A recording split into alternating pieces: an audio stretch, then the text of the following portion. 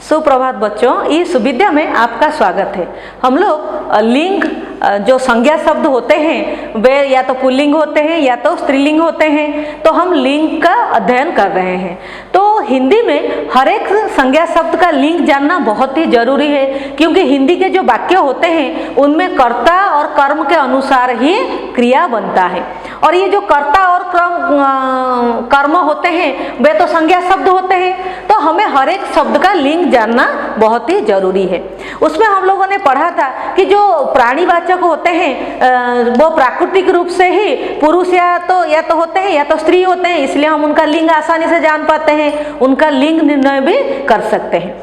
जो अप्राणीवाचक संज्ञा शब्द रह गए तो वो क्या करते हैं, अपने रूप या अर्थ या शब्दांत के मात्रा पर उन्हें लिंग निर्णय किया जाता है। उसमें एक जो मुख्य था वो हम लोगों ने पढ़ा था कि शब्द को बहुवचन रूप में परिवर्तन करके हम उसका लिंग निर्णय करेंगे।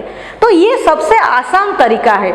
आप लोग हमेशा सुनते रहते हैं, बातें करते रहते हैं शब्दों को, तो आपके दिमाग में याद आ जाएगा ये बहुवचन रूप में कौन सा रूप इसका लिखा जाता है। अगर ये एक सा रहता है या फिर परिवर्तन होकर कुछ होता है तो उसके हिसाब से हम उसका लिंग निर्णय करते हैं। तभी हमने क्या कहा था, अ, आ, ई या दीर्घ ई, उ व दीर्घ उ, ऐसे कारांत शब्दों को हमने पढ़ा था। ये जो कारांत शब्द होते हैं, सिर्फ आकारांत शब्द पुल्लिंग में परिवर्तन होते हैं, बाकी किसी कारांत का पुल्लिंग शब्द परिवर्तन नहीं होता है। अर्थात ये एक वचन रूप में जो रहते हैं बहुवचन रूप में वही रहते हैं। जो स्त्रीलिंग शब्द होते हैं वो सभी कारांत शब्द बहुवचन में परिवर्तन होते हैं। इसका अलावा जो दूसरा नियम था हम लोगों ने क्या पढ़ा था, अर्थ के आधार पर भी हम लोग क्या कर सकते हैं, किसी संज्ञा शब्द का लिंग निर्णय कर सकते हैं। जिसमें हम लोगों ने पढ़ा था अनाज, खाद्य पदार्थ, फल, जो आपके वृक्ष हैं, धातु हैं, रत्नों हैं, ग्रह और द्रव्य पदार्थ जो होते हैं वे सारे क्या होते हैं, पुल्लिंग होते हैं। लेकिन कुछ उनमें से ऐसे होते हैं जो इन नियमों को नहीं मानते हैं, हम उन्हें अपवाद कहते हैं, तो वो सारे स्त्रीलिंग है। तो हम लोग क्या करेंगे, जो अनाज और खाद्य पदार्थ, फल, वृक्ष आदि हो गए, उनमें से जो नियम नहीं मानते सिर्फ उन्हीं को ही याद रख लेंगे। जैसे कि हम लोग अनाजों में अरहर, मूंग, मकई, ये जो 3 शब्द है इनको अगर याद रख लेंगे तो बाकी जो बच गए वो कौन सा लिंग है, पुल्लिंग है। वैसे ही खाद्य पदार्थों में रोटी, दाल, सब्जी, तरकारी, पूड़ी, कचौड़ी, जलेबी, इसको याद रख लेंगे क्योंकि ये स्त्रीलिंग है। बाकी जो बचे वो सारे पुल्लिंग है। तो कितने आसानी से हम हर एक अप्राणीवाचक शब्द का लिंग बता पाएंगे। वैसे ही नदी, नक्षत्र, भाषा और तिथि जो होता है ये सारे स्त्रीलिंग होता है, लेकिन सिर्फ नदियों में ब्रह्मपुत्र, सिंधु और जो सोन नदी होता है वो पुल्लिंग होते हैं। तो सिर्फ इनको अगर हम याद कर देंगे तो आसानी से सारे नदियों को हम लोग स्त्रीलिंग कह सकते हैं। तो इस तरह बच्चों शब्द के बहुवचन रूप और अर्थ के आधार पर हम लोग लिंग निर्णय कर सकते हैं। आज हम लोग जो तीसरा तरीका है, शब्दांत, स्वर या प्रत्यय के आधार पर हम लोग लिंग निर्णय कर सकते हैं। शब्दांत जो होता है, शब्द के जो अंत में या तो प्रत्यय आता है या तो कोई स्वर वर्ण आता है, तो उसके हिसाब से भी हम लोग क्या कर सकते हैं, लिंग निर्णय कर सकते हैं। तो तीसरा है हमारा प्रक्रिया, वो क्या है, जो शब्दांत होते हैं उसमें क्या होता है, स्वर या प्रत्यय, इसके आधार पर हम लोग लिंग निर्णय करेंगे। तो बच्चों देखिए, जो ज्यादातर हम लोग क्या करते हैं, जो शब्दांश उसे किसी शब्द के आखिर में जोड़कर नए शब्द बनाते हैं जिसका नया अर्थ भी बनता है। तो उसमें हम लोग पहले तत्सम शब्द को लेंगे।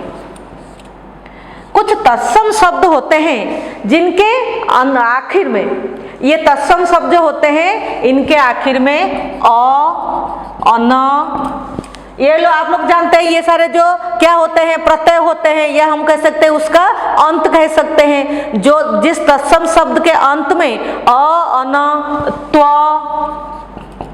त्य, फिर आपका हो गया य और आय, आपका हो गया आर, अगर ये सारे प्रत्यय आते हैं, फिर आपका हो गया आस।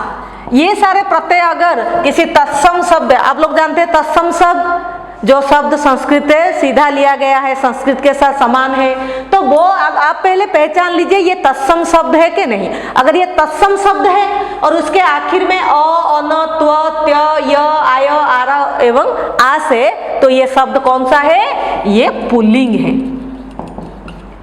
वही तत्सम शब्द के आखिर में, अंत में अगर आपका आ, ना, फिर आपका हो गया ई, इमा और ता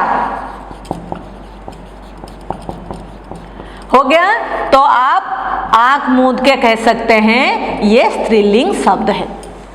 आ गया समझ में आपका? तो सिर्फ आपको ये याद रखना है, आपको शब्द पहचानना है, ये तत्सम है या तद्भव है, उसके बाद ये अगर है ये पुल्लिंग है, अगर ये है ये स्त्रीलिंग है।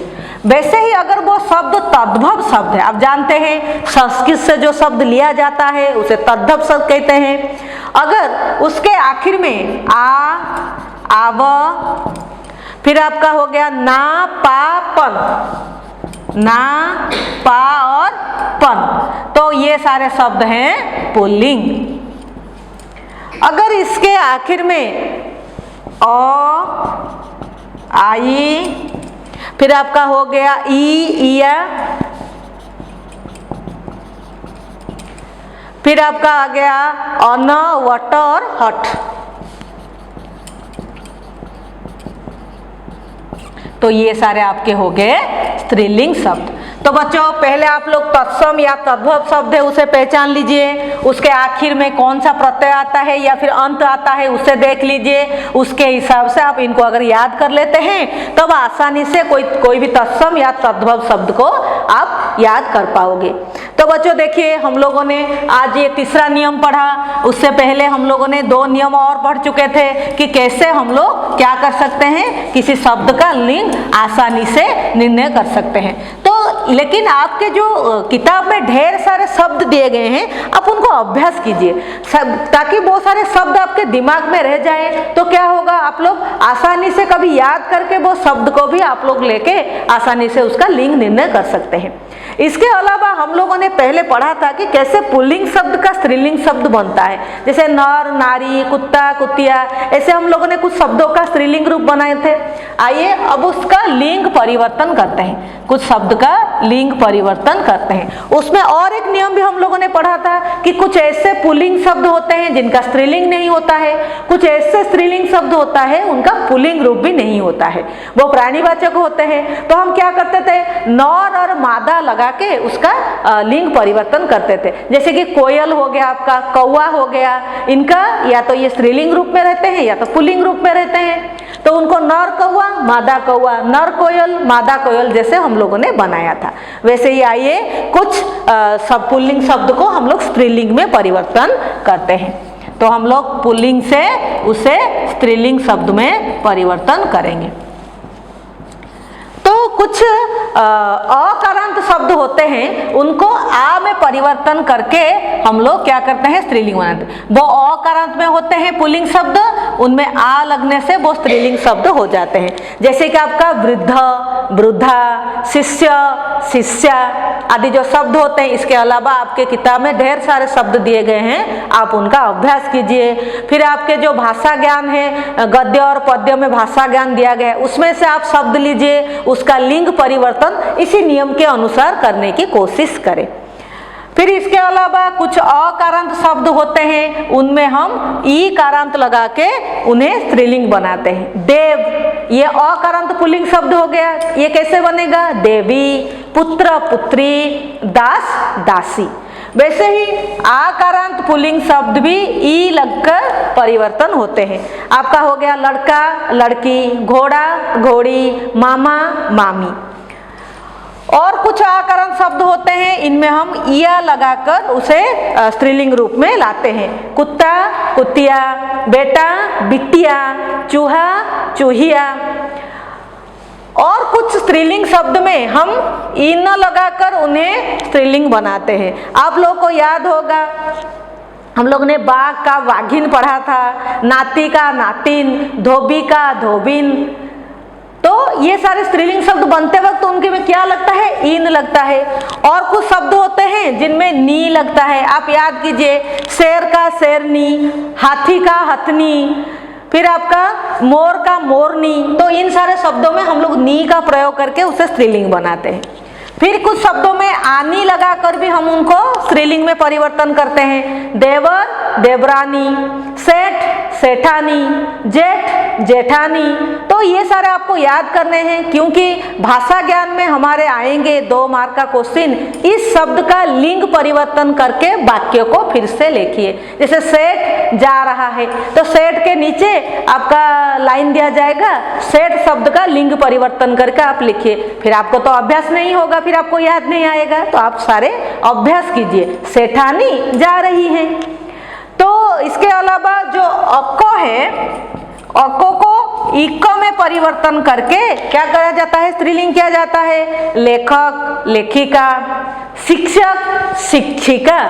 कुछ बच्चे क्या करते हैं, शिक्षक का स्त्रीलिंग में परिवर्तन करके शिक्षयित्री बना लेते हैं, ये गलत है। शिक्षक का स्त्रीलिंग रूप हो गया शिक्षिका। फिर हम लोग कुछ शब्दों में आइन लगाकर भी उसे स्त्रीलिंग रूप में लाते हैं। जैसे आपका हो गया गुरु गुरु आइन, लला ललाइन। आपको याद होगा बोध विषय में हमने मुंशी जी पढ़ा था, मुंशी मुंशी आइन।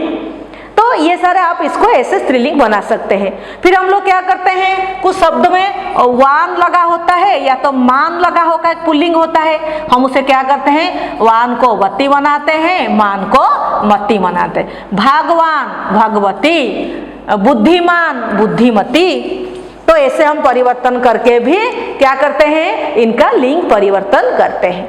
और कुछ ऐसे स्वतंत्र शब्द बच्चे होते हैं, उनके लिए नया शब्द लगता है स्त्रीलिंग रूप होने के लिए। जैसे कि आपके पिता का स्त्रीलिंग रूप क्या है, माता। फिर पुत्र का हो गया कन्या, वर का हो गया वधू, बैल का हो गया गाय, फिर राजा का रानी। ऐसे कुछ शब्द होते हैं, उनके लिए हम नए स्त्रीलिंग शब्द का प्रयोग करते हैं।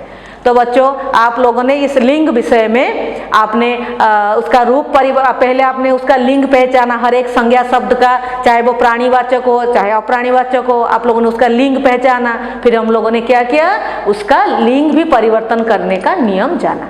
तो बच्चों, आज के लिए बस इतना ही। धन्यवाद।